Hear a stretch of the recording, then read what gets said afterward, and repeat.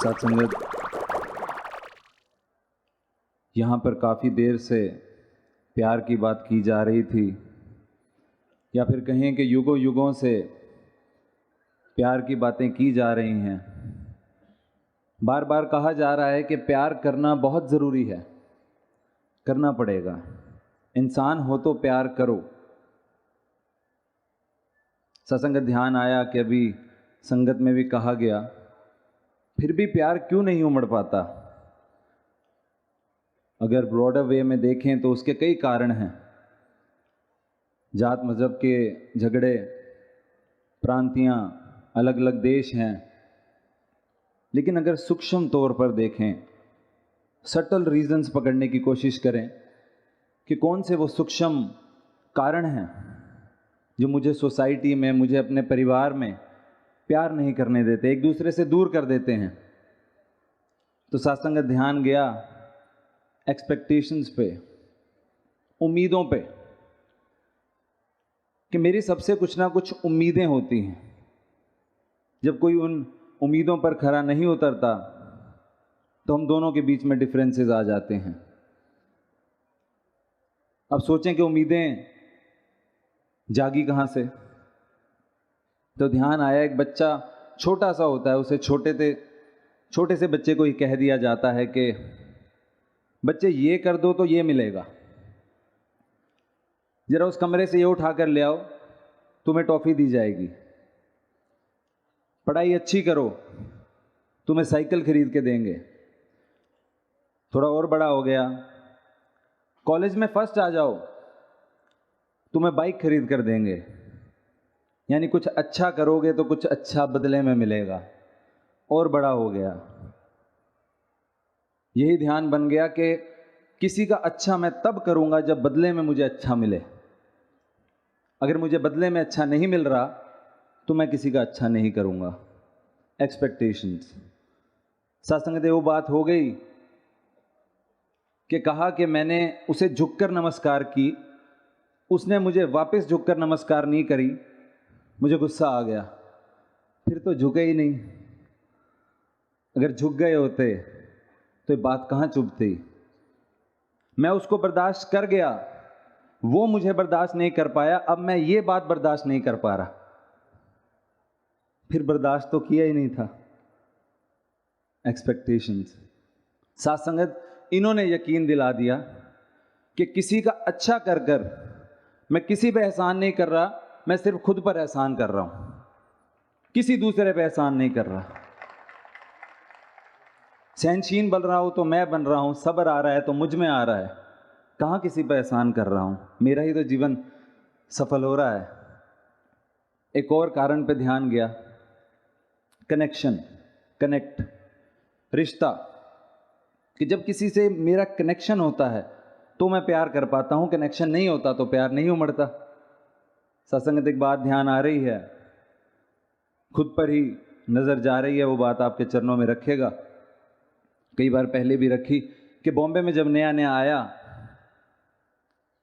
तो मैंने देखा मेरे दोस्त का एक व्यवहार कुछ इस तरह से था कि जब भी किसी रिक्शा वाले को, ऑटो वाले को उसने देखना, उस पर गुस्सा आ जाना, अच्छे से बात नहीं करता था। मैंने पूछा क्या हो गया, तुम में इतना गुस्सा क्यों है, इतने आक्रोश से बात क्यों करते हो? कहते नहीं, तुम जानते नहीं इनके बिहेवियर को, जहां कहा जाए वहां जाते नहीं हैं, थोड़े दिन में तुम भी समझ जाओगे। दास ने कहा नहीं, उनकी अपनी मजबूरियां होंगी, ना करा करो, प्यार से बात किया करो। सत्संग को कुछ दिन लगे, एक दो हफ्ते में उसमें काफ़ी परिवर्तन आ गया। अब कोई ऑटो वाला आता था, वो बोलता था भैया यहाँ जाना है, वो कहते थे नहीं जाऊँगा, तो प्यार से कह देता था ठीक है, क्या कर सकता हूँ। बड़ी खुशी हुई, कहीं सूक्ष्म अहंकार आ गया कि मैंने उसे समझाया और वो समझ गया। देखो उसका जीवन भी सफल हो गया। किसकी वजह से? मेरे वजह से। ये बात ध्यान में आ गई। अब सत्संगत हुआ ये कि आधी रात को कहीं से 3 बजे आ रहा था, अब मुझे ऑटो चाहिए था। 3 बज रहे हैं, नया नया बॉम्बे में हूँ, रास्ते नहीं पता, ध्यान यही है कि ऑटो मिल जाए तो घर सेफली पहुँच जाऊँगा। दूर से एक ऑटो आता दिखाई दिया, बहुत खुशी हुई, ऑटो आ गया, वाह सच्चे पातशाह। ऑटो पास आया, दास ने इशारा करा, ओशीवारा, जगह का नाम बताया कहाँ जाना है। जो ऑटो में बैठे थे उन्होंने दास की तरफ देखा और सीधा चला के चल दिए। अब ध्यान में आया कि मैं आधी रात को अकेला सड़क पर खड़ा हूं, क्या वो मेरी मदद के लिए रुक नहीं सकते थे? मैंने कितनी जल्दी अपने दोस्त को जज कर लिया।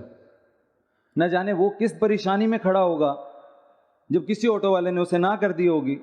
उसके मन में गुस्सा आ गया। 2 मिनट नहीं लगाए कहने में कि मेरा दोस्त गलत है।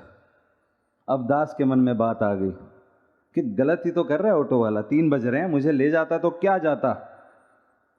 साथ संगत देखिए इन्होंने अहंकार कैसे तोड़ा। ऑटो थोड़ा सा आगे गया, एक स्पीड ब्रेकर पे धीमा हुआ। दास की नज़र ऑटो पर गई। ऑटो के पीछे लिखा था धन निरंकार जी। साथ संगत रोंगटे खड़े हो गए। ऐसे लगा सच्चे बादशाह ने पकड़ लिया हो। वननेस की बातें करते हो, प्यार की बातें करते हो, अब वननेस कहाँ गई? अब प्यार कहाँ गया? अब देखिए बात ही बदल गई। महापुरुष हैं, अरे कहीं जरूरी जा रहे होंगे, 3 बज रहे हैं, हर एक के लिए थोड़ी ना रुकेंगे। रिश्ता, कनेक्शन बन गया। अब बेनिफिट ऑफ डाउट दे रहा हूं, कोई बात नहीं, कारण होंगे। साथ संगत जिनकी इंटेंशंस का पता नहीं, उसे बेनिफिट ऑफ डाउट नहीं दे पाता। इन्हें सबकी इंटेंशंस का पता है, अंदर बाहर से जानते हैं किसके मन में क्या चल रहा है, फिर भी मुस्कुराकर मिलते हैं। क्या बात है, क्या बात है, बहुत अच्छी।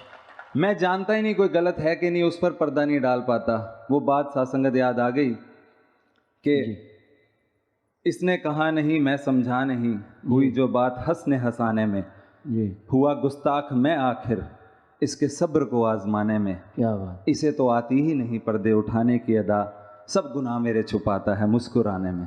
क्या बात, बहुत अच्छी। साथ संगत बस अब एक अंतिम बात जो दिमाग में आती है वो ये कि अगर रिश्ता कायम करने से ही प्यार उमड़ेगा तो रिश्ता कैसे कायम करूं? अब सबके पास जाऊं, हर एक इंसान के पास जाकर रिश्ता कैसे कायम करूं? जो मुझसे रोज मिलता है, मेरा पड़ोसी, मेरा कलीग, सबसे कैसे रिश्ता कायम करूं? तो कन्वीनियंस ये है, किसी ऐसे से रिश्ता कायम कर लेता हूं, किसी ऐसे शख्स से, किसी ऐसी शक्ति से जिसका रिश्ता सबके साथ हो। वो जवाब हम जानते हैं, सदगुरु से। इनसे रिश्ता कायम करते हैं, ये निरंकार का हमारे साथ रिश्ता कायम करते हैं, सब अपने हो जाते हैं।